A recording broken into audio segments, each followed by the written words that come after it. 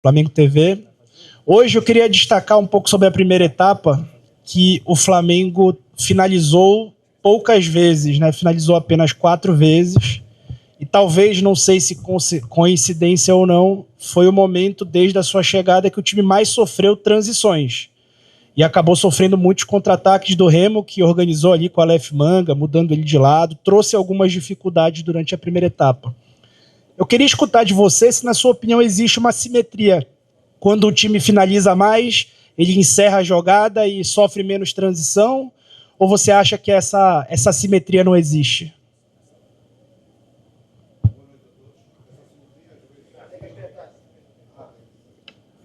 Boa noite a todos. Essa assimetria às vezes existe, às vezes não existe, mas hoje a primeira parte, acho que aquela posse de bola estéril que nós falámos na outra, aconteceu muitas vezes. Nós circulamos muito a bola, mas não fomos agressivos para entrar dentro do bloco defensivo do adversário, e isso proporcionou muitas perdas de bola, que deu alguns lances de contra-ataque, e foi um assunto que eu debati com os jogadores no intervalo. Nós debatemos que tínhamos que ser mais eficazes em termos de jogar entre linhas do que somente circular a bola por trás de um lado para o outro. E foi isso que os jogadores fizeram, e Deus parabéns aos jogadores, só jogadores inteligentes como eles e com grande capacidade é que conseguem entrar logo na segunda parte, e em 15 minutos jogamos e resolvemos o jogo.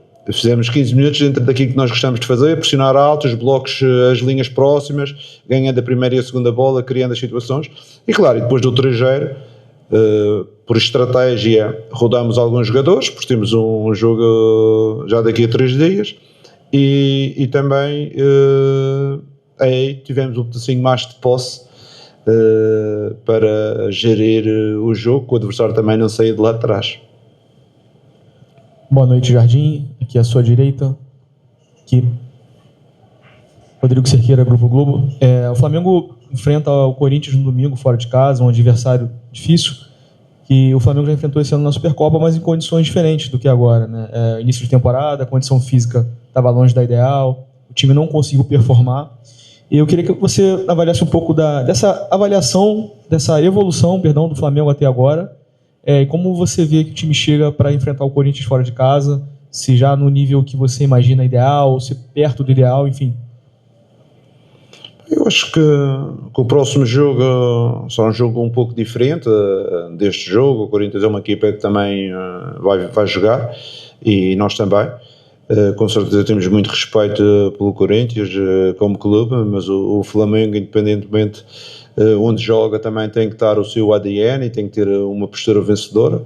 E agora vamos amanhã de manhã começar a recuperar os jogadores que jogaram mais, os outros começar a trabalhá-los, de forma a apresentar uma equipa competitiva, quer no 11 de entrada, quer depois dos que vão entrar no jogo, como foi hoje, valorizar aqueles que entraram e também deram uma acutilância maior e uma capacidade maior de pressão à equipa, que é importante termos estas soluções e termos este grupo. Jardim, Raíza Simplício aqui, boa noite.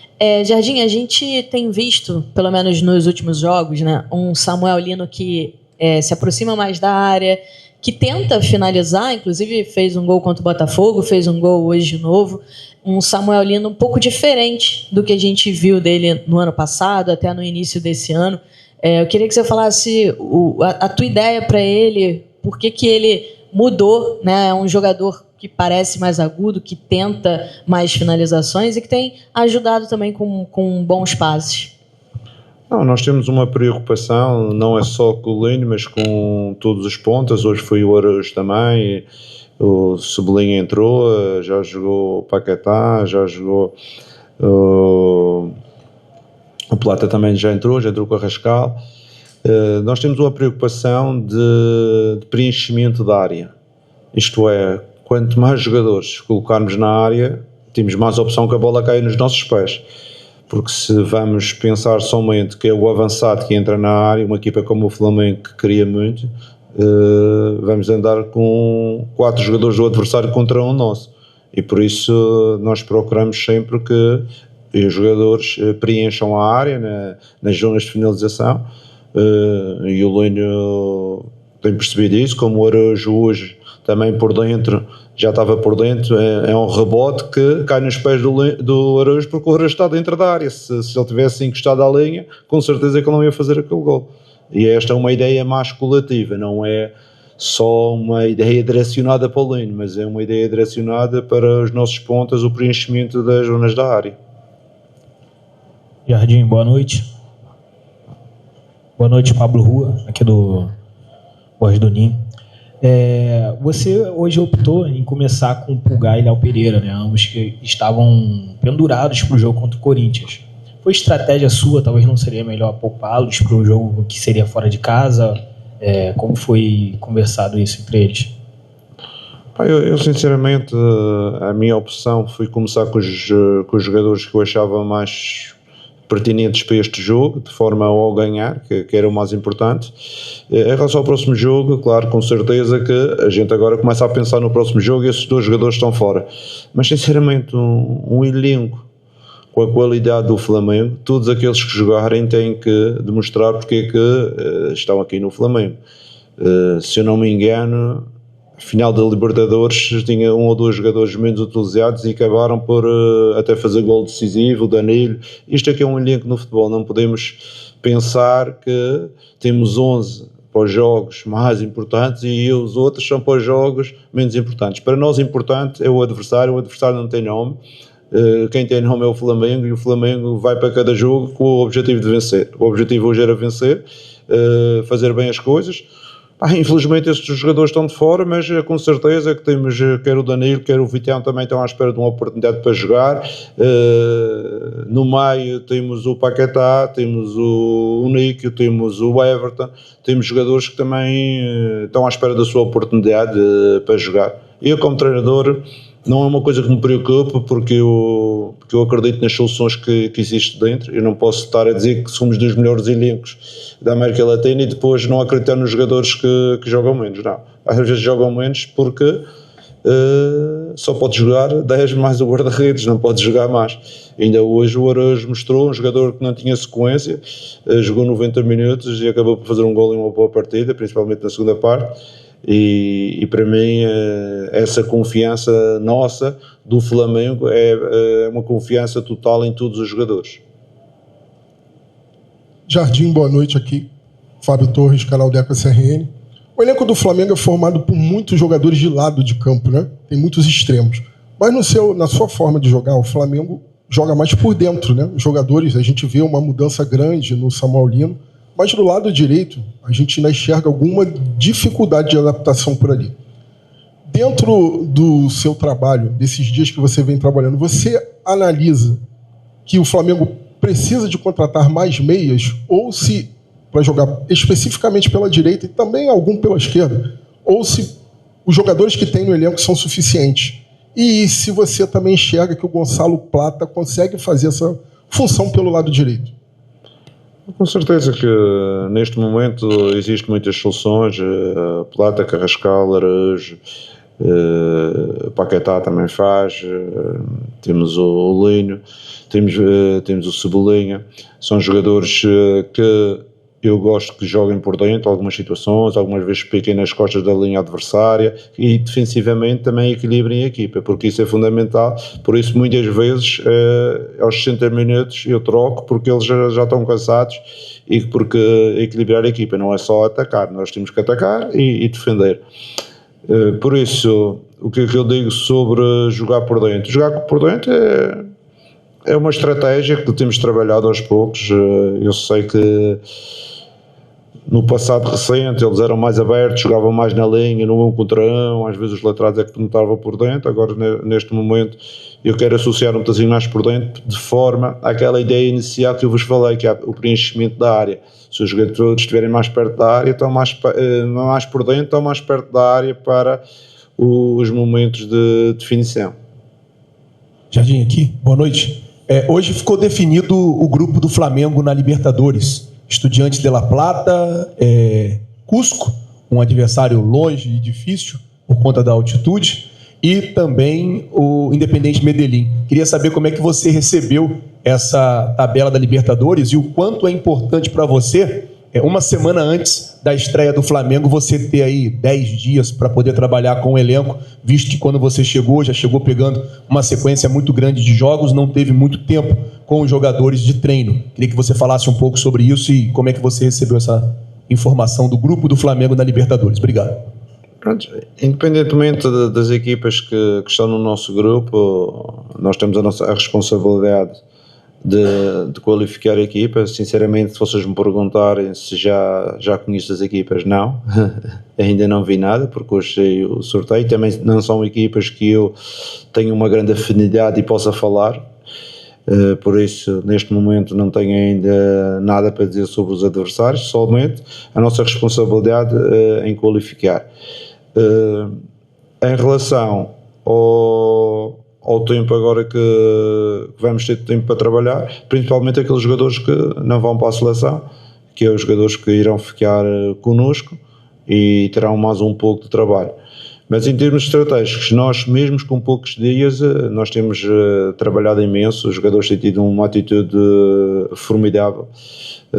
Amanhã de manhã já estamos lá no CT para voltar a treinar.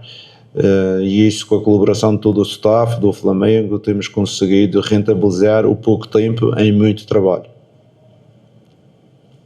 Boa noite, Jardim. Aqui no meio, Davi Ferreira, do Jornal Globo. Parabéns pela vitória. Numa resposta anterior, você citou alguns jogadores que ainda não chegaram a jogar com você, né, como o Danilo e o Andrew, mas eu queria também te perguntar sobre o De La Cruz, né, um jogador que também ainda não entrou nos 4 jogos que você comanda o Flamengo. Ficou fora do jogo contra o Botafogo por causa do gramado sintético, voltou à relação hoje, mas não entrou em campo. Queria saber qual a situação dele no momento, como é que você pensa em utilizar, se tem alguma limitação física, né? Como é que você pensa a utilização do De La Cruz na temporada? Obrigado. Não, o De La Cruz é um jogador que toda a gente conhece pela sua qualidade. Algumas vezes temos de ter algumas preocupações pela condição dele, como foi no Botafogo, não foi no grupo. E depois a estratégia não tem passado por alterar, o Jorginho está bem, não é? Depois a gestão temos feito com outros atletas, mas é um jogador que eu sei da qualidade dele, é um jogador internacional, é um jogador que quando for chamado, como hoje foi o Araújo, acredito que ele vai performar dentro daquilo que é a qualidade dele. Jardim, tudo bem? Boa noite. Gabriel Orfão, canal Paparazzo Rubro Negro. Jardim, ainda falando sobre o grupo do Flamengo na Libertadores, eu estava dando uma pesquisada rápida aqui e até peço que você me corrija se eu estiver errado, mas pelo que eu pesquisei, você só comandou um jogo em altitude, em competições continentais, o jogo do Cruzeiro contra o Mushuc Runa, do Equador, no ano passado. Eu queria saber como foi a sua experiência, né? Estar na beira do campo em um jogo na altitude e como é que você analisa, né? Jogar numa altitude até maior, né? Que a do Cusco é maior que a do que você estava no passado do Cruzeiro contra o Mushuc Runa. Obrigado. A minha sensação nesse jogo foi a bola devido ao ar torna-se muito mais rápida, não é? E muitas vezes essas equipas têm um jogo muito mais direto e um jogo muito assente em duelos e nós temos que colocar a bola no chão e tentar jogar aquilo que é o nosso ADN, com responsabilidade, e na fase defensiva temos atenção às situações que eles podem proporcionar, principalmente remates fora da área, bolas paradas, tudo isso. A bola, como apanha um pouco mais de velocidade, é preciso ter os níveis de atenção e de concentração muito altos. Jardim, boa noite. Marcos Gabriel, da Rádio Vai Brasil Itália. Hoje foi seu 4º jogo como treinador do Flamengo, ainda não sofreu gols. E a defesa no início do ano foi um grande problema do Flamengo nesse início de temporada. E relacionado a isso, essa semana teve a convocação da Seleção Brasileira e 3 defensores do Flamengo foram convocados: Alexandro, Danilo e Léo Pereira. Eu queria que você falasse um pouquinho do momento esse bom momento da defesa do Flamengo e a importância desses 3 jogadores para o seu time. Em relação à defesa, como eu já disse, só jogadores inteligentes e de capacidade conseguem entender quando damos alguns feedbacks em termos organizativos. Foi isso que aconteceu durante este tempo. Trabalhamos algumas situações, não em excesso, mas em termos de organização pontuais de alguns momentos, eles compreenderam bem, por isso acredito que estamos um pouco mais compactos. Apesar de hoje, no primeiro tempo, não gostei de 2 ou 3 saídas de contra-ataque e conseguimos retificar isso no intervalo. Em relação a esses 3 jogadores, o Leo, penso eu que é a primeira vez, fico muito feliz por ele, porque é um jogador que tem performado muito nos últimos anos aqui no Flamengo. Os outros 2 são 2 jogadores históricos, não é? São 2 jogadores com uma bagagem internacional muito grande, quer em termos de seleção, quer em termos de clubes, quer o Danilo, quer o Alex, e com certeza que numa competição deste género, o treinador também quer ter do seu lado jogadores com esta experiência internacional e na gestão dos vários momentos. Jardim, Mauro Santana, canal do Mauro Santana. Voltando a falar de Libertadores, o que significa pessoalmente para você, enquanto profissional, a oportunidade de disputar a competição mais importante do continente, você é acostumado a competições internacionais como a Champions League, e numa competição em que nas últimas 7 edições, 4 delas foram conquistadas por técnicos portugueses? Com certeza que é uma responsabilidade e, para mim, representar o Flamengo com a obrigação de jogar para vencer, que o Flamengo joga sempre para vencer todas as competições, motivado, porque, como você disse, na Europa já tem alguns jogos de Champions League e na Ásia também tem alguns jogos de Champions League, por isso esta vai ser a minha Champions League da América do Sul, e por isso acredito que seja uma experiência para desfrutar e para mostrar a melhor versão do Flamengo e de nós próprios. Jardim aqui, Bruna Medeiros do Desflá. Ano passado nós vimos um Arrascaeta que teve a sua temporada mais goleadora da carreira e que foi até diferente, né, por conta disso. Esse ano, mesmo antes da sua chegada, ele já estava jogando um pouco diferente e até agora não teve o mesmo brilho que teve na temporada passada. Queria saber se, com mais tempo de trabalho, quando você tiver mais tempo de implementar suas ideias, você pensa em aproximar mais o Arrascaeta de ser esse goleador que ele foi ano passado. Obrigada. Com certeza que a época do Arrasca o ano passado foi formidável. Não sei se é fácil repetir os números em relação ao que fez o ano passado, mas acredito também, e o que eu tenho verificado é que o Arrascaeta é um jogador que vai evoluindo com a equipa ao longo do ano. Já o ano passado aconteceu um pouco isso, e eu acredito também que vai acontecer isto. Um jogador importante, que eu às vezes, ainda agora no jogo do Botafogo, eu estava a falar com ele nas jogas, porque eu te quero preservar, que não podes jogar 80 minutos numa época e jogadores como tu não existe em todos os cantos. Temos um jogador especial e por isso é um jogador que a gente conta muito e acredita e quer preservá-lo de forma a que ele consiga uma época importante outra vez este ano no Flamengo. Oi, Jardim. Boa noite. Igor Siqueira do UOL. Estou fazendo uma matéria especial um pouco sobre essa questão do mercado dos treinadores portugueses aqui, especialmente o pessoal que é o seu representante, o Bruno e tal, ele está com bons contatos aqui, está até para trazer o Arthur Jorge para o Cruzeiro. Eu queria entender um pouco do teu ponto de vista, como é que é a tomada de decisão para um treinador português falar para o empresário, para o cara que representa ele, assim, o Brasil é um bom lugar para eu ir, eu quero aceitar lá, veja propostas para mim. Como é que funciona essa transição desse olhar do mercado de Portugal, você mencionou a Ásia e tal, para decidir acionar os empresários para que eles aceitam e abram caminhos por aqui também?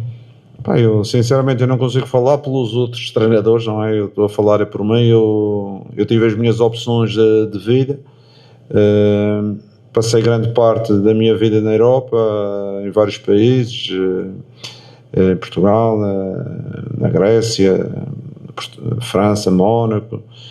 Depois decidi fazer uma inversão para o mercado árabe, onde também estive em 3 países, na Arábia Saudita, estive no Qatar, estive nos Emirados Árabes Unidos, e depois fiz uma inversão para a América do Sul, para o Brasil.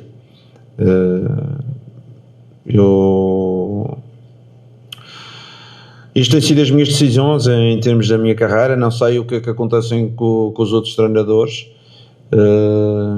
Eu procurei sempre, em cada um dos países que trabalhei em equipas que tinham ambição, equipas que jogavam os primeiros lugares, equipas que conseguissem proporcionar um melhor trabalho, e isso foi a minha estratégia como treinador. Depois os outros treinadores portugueses, com certeza, que os portugueses hoje em dia estão em todo o mundo, não é?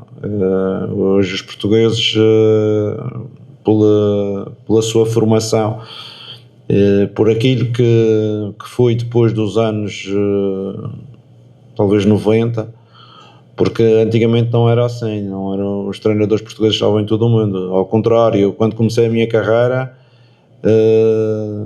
eu conheci muitos treinadores brasileiros em Portugal, e graças a Deus ainda mantenho relação com alguns deles. O maior deles, o Filipão, mas teve muitos outros a trabalhar em Portugal, e eu acho que neste momento passa-se a mesma coisa que o que se passou no Brasil há alguns anos atrás, que é os portugueses estarem por todo o mundo. Obrigado a vocês. Domingo estamos lá.